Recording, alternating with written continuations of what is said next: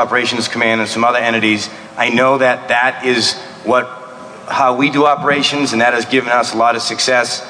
General McChrystal really put the road forward in doing this, and we've seen a lot of response in the physical execution of those strategies, and I think we could see some similar gains in the cyberspace. So as we consider policy and as we consider authorities, consider another perspective, that perspective of not J-damming servers, but maybe, as Mike said, maybe it's a more deliberate strategy. Maybe it's sort of a reputation denigration. Maybe it's inducing uncertainty into the cyber lexicon, much like they did with To Catch a Child Predator, where people don't even feel comfortable organizing inside cyber. So, kind of a long answer. My response, well, if that were to occur, hopefully by then, there would be sort of digital version of SETI, or citizen soldiers that could, in their free time, participate, crowdsource. I do agree with Melissa. I think we would have to, based on the level of attack that we received, would in some regards shape our response and scope.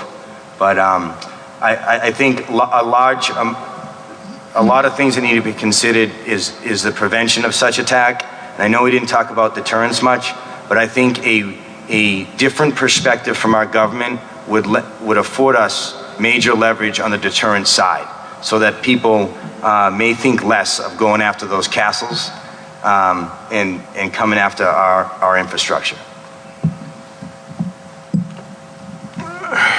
I'm going to be the curmudgeon at large here, which is my comfortable role. We have three choices.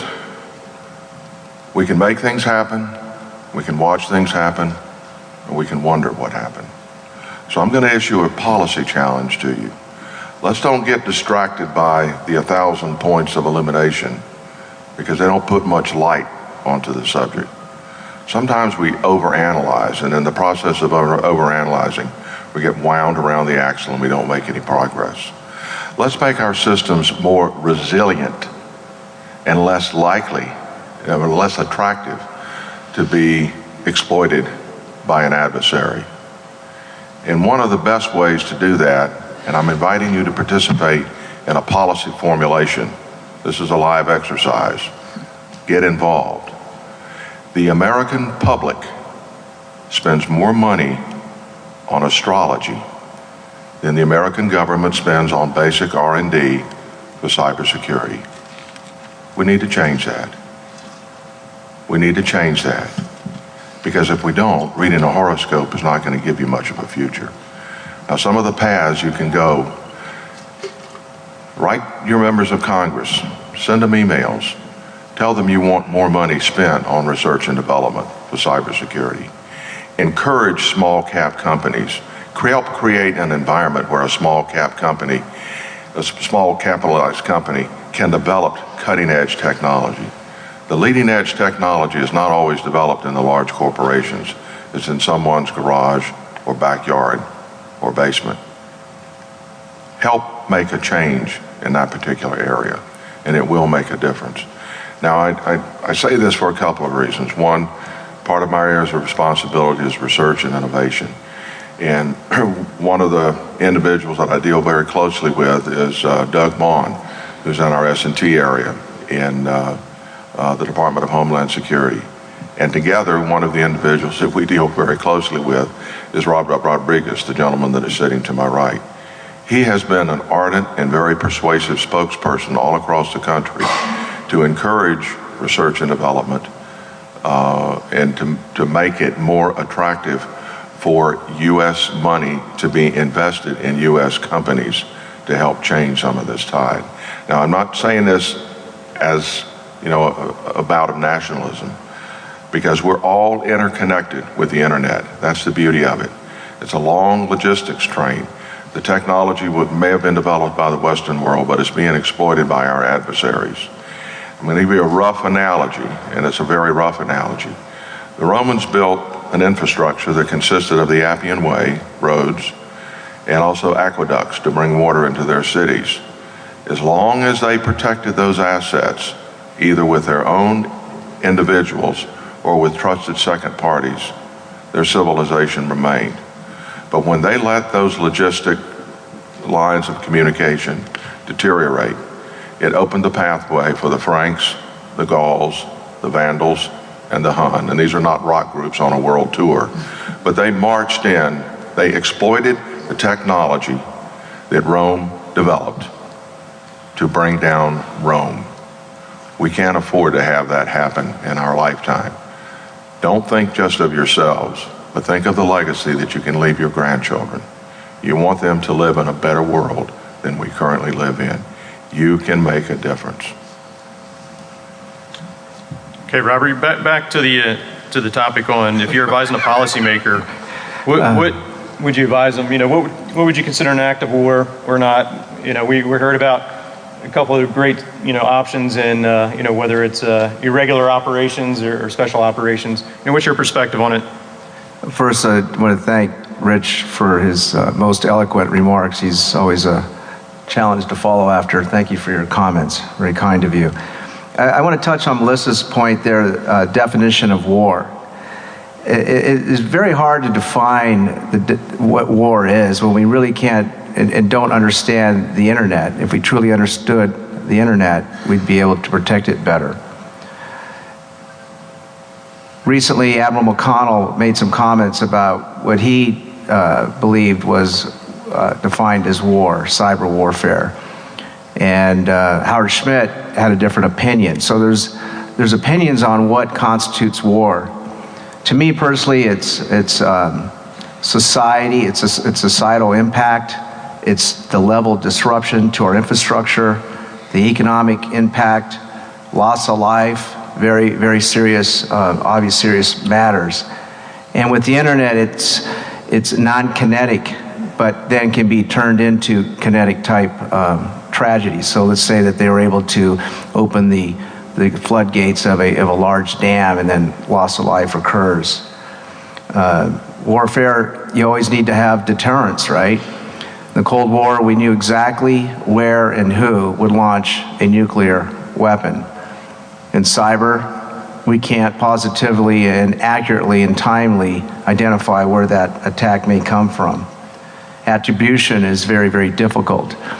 Most of the offensive weapons, the capabilities are defined and built by the Defense Industrial Base, but I advocate that the entrepreneurs in America that are building for defensive posture have great opportunities and potential capabilities to help our government as we move forward in warfare, which quite frankly will take place over the internet and not have to send bodies in when you can disable satellites and ships and tanks and communications, etc. And then going back to, is it John? Asymmetrical versus brute force, right? The adversaries are asymmetrical. They move at warp speed. They don't have the corporate governance, policy, privacy, budget, and sometimes egos of challenges that government does. They don't have the bureaucracy and the hierarchy, the morals, ethics, legal, etc. And they have one or two objectives. It's financial gain or intellectual property, industrial espionage. And then again, what is warfare? Net warfare versus cyber warfare. How do you define that? The exploitation, damage of data that affects us and how severe. This is going to be a very difficult challenge at what point is it actually warfare? Just want to add 30 seconds. I yield 30 seconds. Okay, thank you. So in past conflicts, we'll pull the carrier, an aircraft carrier off a country's coast as a form of increasing pressure. What is analogous to that in the virtual world? So essentially gunboat policy, but in the cyber realm. So, Mr. President, you asked me to give you policy advice on warfare on the internet. The biggest problem we face is one of analogies, and I think we're all guilty of this. Cyberspace is so new, everybody wants to describe it in something we're comfortable in, something usually related to the physical world, and that same problem can be applied to the use of the word warfare in cyberspace. We were falling back on all these analogies, gunboat warfare, and I'm not throwing any darts here, but just work with me on this. Warfare in general is the last step of a series of diplomatic actions taken between countries who are trying to resolve some type of dispute, be it over land or values or beliefs or something. You try and work it out diplomatically and various things. If that doesn't work, ultimately warfare is what you get to. We can see this over thousands of years of human civilization. How does that work in cyberspace? How do we do diplomacy in cyberspace? What are the other steps that we've already taken to work out some type of dispute, some conflict between countries in cyberspace, where the last action that we take, the final act, is warfare? And can we map what we know in the physical world over into the cyber world using all these different analogies that we have? And I don't think we can do that yet. We still don't understand how to do diplomacy in cyberspace. We don't know how to do bilateral talks, multilateral agreements. We don't have, a United Nations or a NATO or something of cyberspace. We don't have that common understanding yet. And to make it worse, if we want to really apply that analogy, look at the Constitution of the United States with the amendments.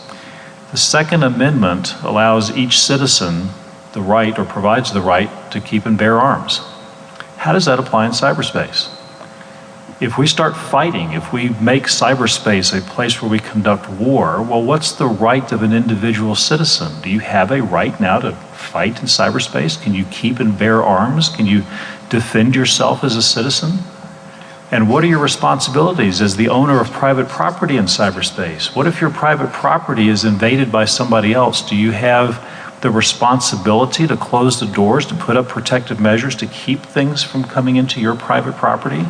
And if you fail there, are you liable for this? Take the physical analogy of a swimming pool. You have a pool in your backyard, you fail to put a fence around it, some kid falls in, you can be held criminally liable for creating this attractive nuisance that the kid fell in. You put your computer online, you fail to patch it, you fail to do all the firewalling and all that, can you be held criminally liable for creating an attractive nuisance, something that could be used as a weapon against another country? So this analogy stuff, we have to be very, very careful. We start talking about warfare in cyberspace, we got to be ready to carry this all the way through. All the other civil liberties that we have, rights, responsibilities, things that have been laid out, all have to apply. We can't just carve out and say, oh, we'll call this warfare, but we're not going to talk about the rest of this stuff. That's the mindset the President of the United States has to have. That's the mindset we all have to have. This is very serious stuff, and it's not just pick and choose a few names and a few analogies and munge them together and say, okay, this is how we're going to do it. So no, Mr. President, we're not ready yet to talk about cyber warfare. That conversation still needs to be developed. Well, that's a very difficult act to follow because the points that Mark and Melissa and others have stated are quite evident that we are not ready. Internationally, countries can't define warfare. They'll define it differently. We can't define how to manage intellectual property, so we definitely can't figure out how to manage this thing that somebody wants to call war an attack. Is it trespassing? The other thing that we can't articulate and why we can't say it's an act of war is when you conduct that type of activity, you have an expected outcome, an expected battle damage assessment. You have expectations. You can't do that in cyber because that IP address may be sitting in domestic space, could be sitting in that protected space like a hospital or other things, even overseas. So to be able to execute those activities, you got to have a level of knowledge that you can pinpoint to the